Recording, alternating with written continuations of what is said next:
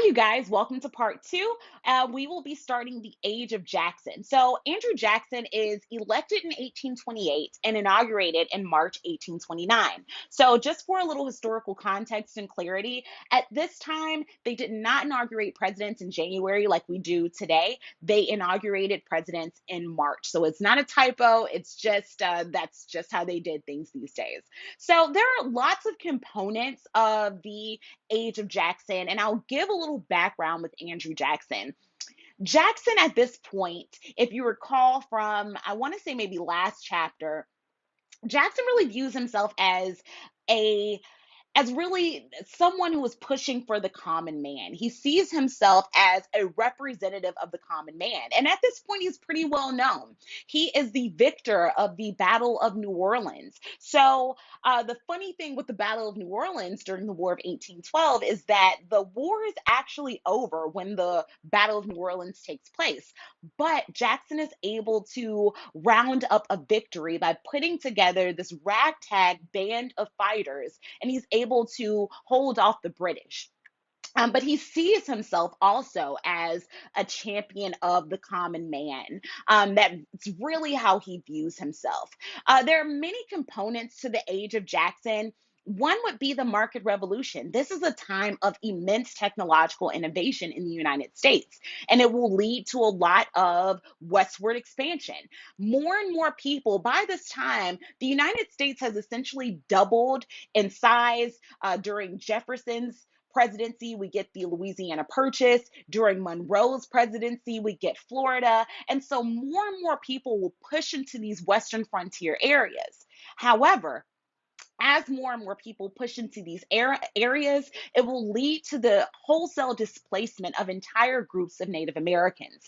We also, with westward expansion, will also get the Trail of Tears. We also get slavery's expansion, and really, I dare I say, almost a limit to slavery's expansion to a degree with the Missouri Compromise that says any states that are to enter the Union after this compromise, if you are below 3630, you are a slave state. If you are above 3630, you are to enter as a free state. But we get the expansion of slavery. More and more people will start to look at slavery and look at the prospect of owning slaves because of this potential for significant wealth. But a lot of people will not get wealth from slavery. A lot of people will try it and will fail, especially with trying to grow cotton. Cotton tends to suck a lot of nutrients out of the soil. So you can't grow cotton continuously on the same plot of land. You need lots of land to be able to grow cotton. And a lot of people will see that during this era. We also, your book will say, or really highlights a growth in democracy, but it's not a universal growth of democracy. It's just more or less universal white male suffrage. By the end of this era, about 90% of white men will be able to vote because property qualifications for voting have been done away with. Tax qualifications or financial qualifications for voting have been done away with. It's also during this time that we get the second party system. So we get different political parties. So by 1828, we have Democrats, which is what Jefferson will run at. Not Jefferson, I'm sorry, Jackson will run as. He will be a Democrat. And then you have Whigs, okay? So you have the second party system. So, what exactly is the second party system? So, the second party system will last from about 1828 to about 1854, and then we'll get different political parties. So, we'll start first by talking about the Democrats. Democrats will support Andrew Jackson. They will favor power to be on the more local or state level. They really supported having strong local and state governments as opposed to having a strong national government.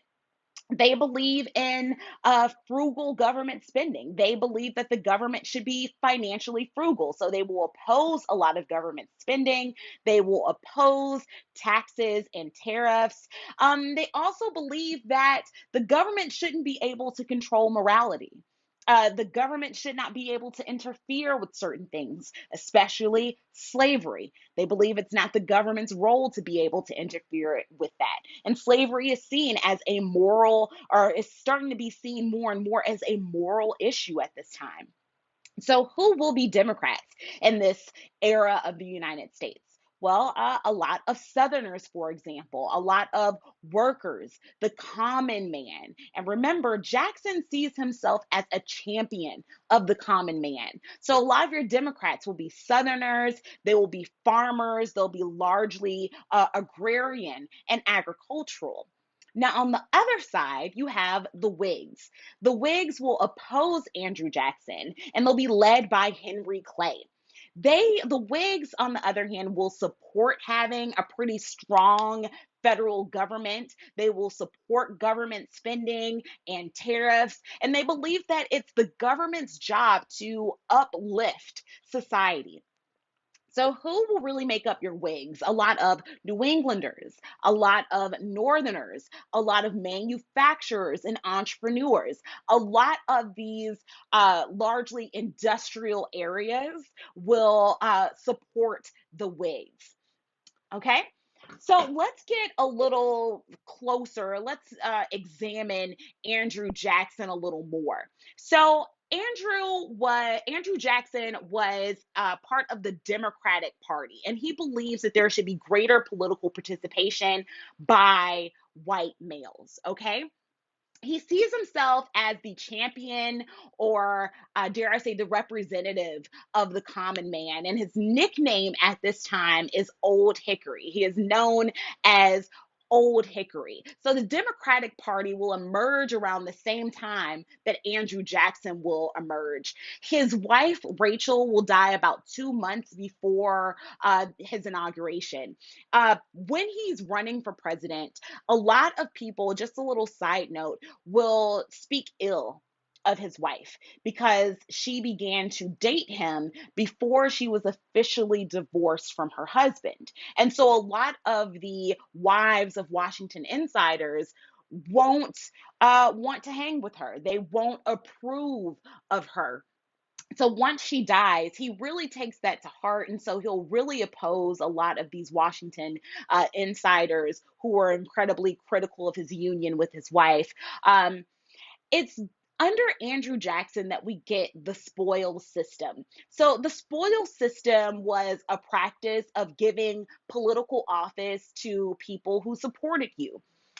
We also get the phrase the kitchen cabinet from Andrew Jackson's time in office. Andrew Jackson would often have a lot of his supporters that would come in to the presidential mansion through the kitchen and would speak to him. And so they ended up calling him, instead of his official cabinet, they called these people his kitchen cabinet. He's really the first president to really exert his veto power. So, if I'm not mistaken, Jackson will exercise his veto power at least 12 times, or over 12 pieces of legislation. So, he will definitely exercise this veto power. Jackson, in seeing himself as a champion for the common man, there are certain things that he will innately go against. One of which will be the second charter of the Bank of the United States.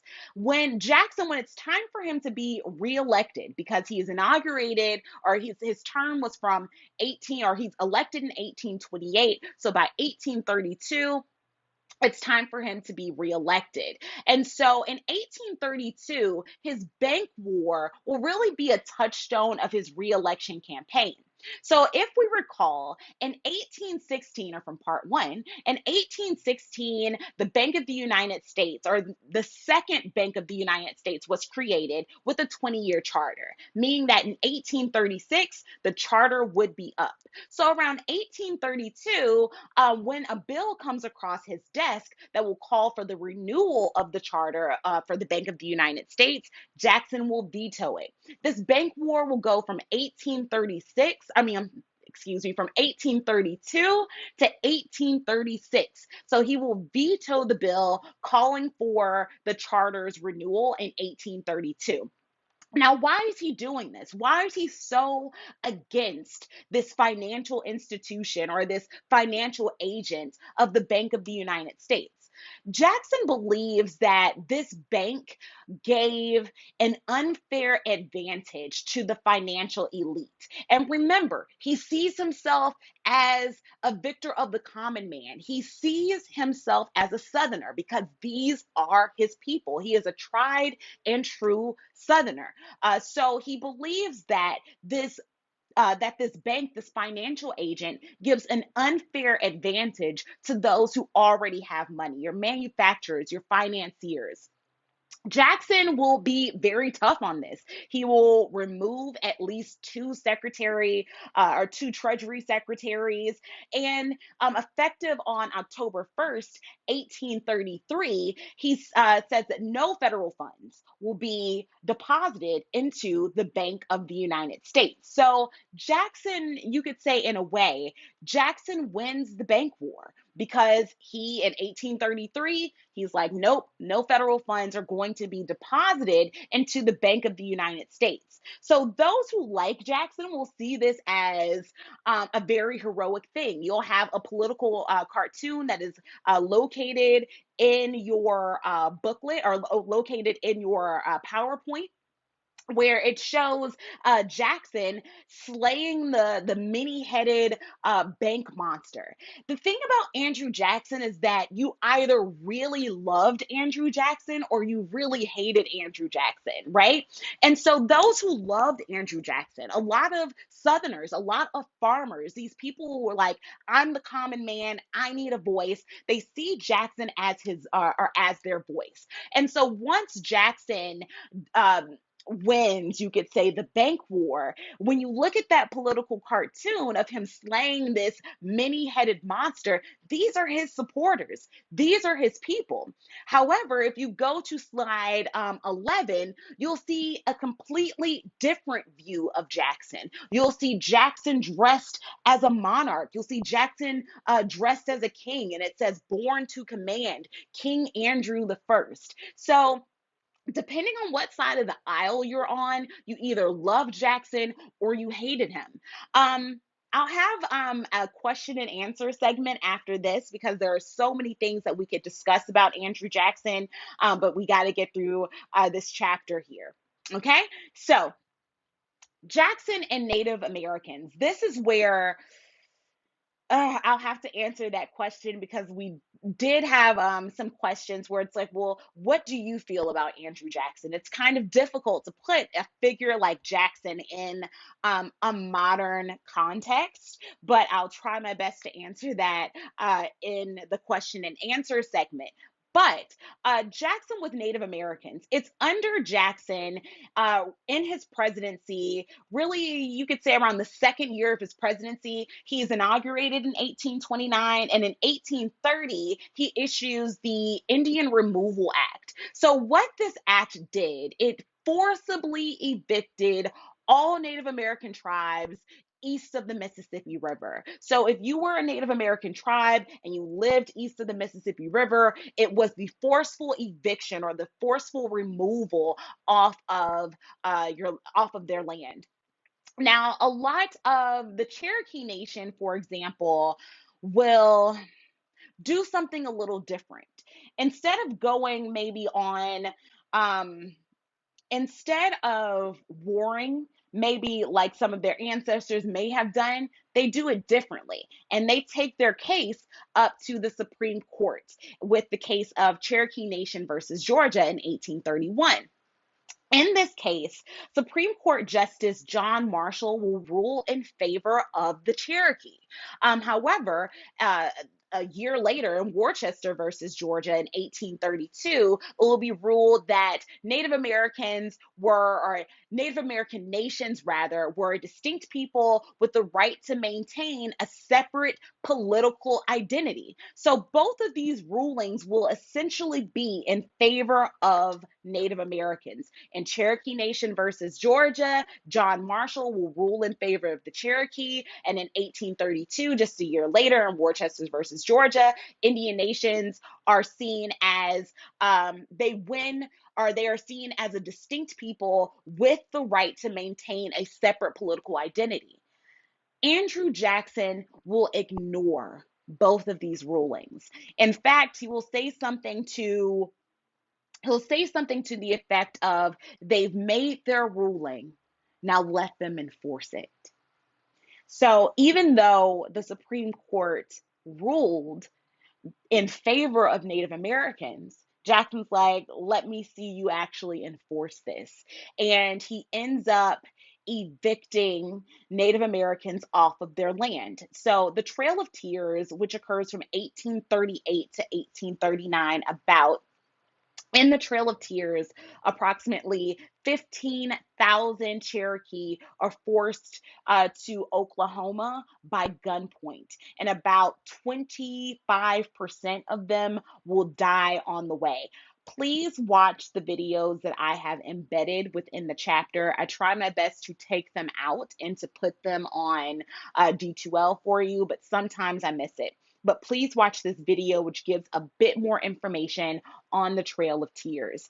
I also have a map of the Trail of Tears in your PowerPoint, and it will show the different routes of the Trail of Tears, as well as information about these routes. So please make sure you check that out. Now, the last thing we will discuss in this chapter is the nullification crisis, which I think is incredibly interesting because this nullification crisis is led by John C. Calhoun, who just so happens to be Jackson's vice president. So, what is going on with this? So, let's start in 1828. So, in 1828, or the tariff of 1828, which is known by people in South Carolina at this time as the Tariff of Abominations, these tariffs of 1828 and 1832 will raise the cost of living for Southerners. The impact of the tariff is that it raises the cost of living for Southerners, and Jackson, or a lot of South Carolinians, believe that the tariffs favor a lot of Northern manufacturers over Southern farmers. So in 1832, when another federal tariff is passed, so in 1828, you have the Tariff of Abominations, and in 1832, a federal tariff is passed. And because South Carolinians believe that it supports Northern manufacturers over Southern farmers, they declare the tariffs of both 1828 and 1832 null and void, meaning they're saying they don't have to pay this tariff, they don't have to obey this. So why do you think they did this? Why do they even have a leg to stand on? So a lot of South Carolinians, led by John C. Calhoun, who again is Jackson's vice president, a lot of them at this point, they say that this tariff was unconstitutional. So that is what they're saying. They believe that by having a federal tariff, they believe that it wasn't authorized by the Constitution. So instead of, again, it's another case where Jackson will say, you've made your law, because at this point, South Carolina will threaten to secede from the Union. And Jackson's just like, you've made your decision, now enforce it, right? And so at the end of this, in 1833, if I'm not mistaken, I think it's 1833, the Force Act is passed. And what the Force Act is, Jackson passes the Force Act, which authorizes the president to use the army to compel states to comply with federal law. So in 1832, Calhoun resigns from the office of VP in protest. But it just shows a lot about, I would say, Jackson's personality. So let's do a little bit of a recap of the age of Jackson. So again, the age of Jackson, one of the components, or one of the many components, is that it's a time of a lot of technological revolution. We have a lot of industries that are popping up. The United States is becoming less and less agrarian. And if I were a Southerner and I'm seeing all of these Northern manufacturing hubs pop up, it could be seen as a threat. What is your future going to be like? Is the government going to support the lifestyle that you're living? As the United States begins to become more modern, you have a lot of issues that will pop up because of this. With modernity comes a little bit of conflict, you could say. We get the creation of a Democratic Party through the second party system. We have Democrats and Whigs. Democrats will want a simple, frugal government that is ruled by the people's will, whereas Whigs will support having a stronger national government and having, the states have a bit less power. So you'll also get a lot of westward expansion. We get manifest destiny coming to fruition during the age of Jackson. As more and more people will move west to occupy these lands, you get the expansion of slavery as well as the really desolation of a lot of Native American tribes. Um, Now, some questions that I have for you guys. And if you'd like to answer it, shoot me an email. I try to reply to your emails to give you some feedback. What do you guys think about Jackson being a Democrat and wanting a strong state or a strong local government, but then enforcing something like the Force Act, which gives the president the power to send the army in to make states comply with federal laws? What do you see the irony in that? Is Jackson a Democrat of these times, or is he really a Whig? I want you guys to kind of weigh out those options, okay? All right, so I will be back with my bag of questions to answer more questions about the chapter. I'll see you guys later.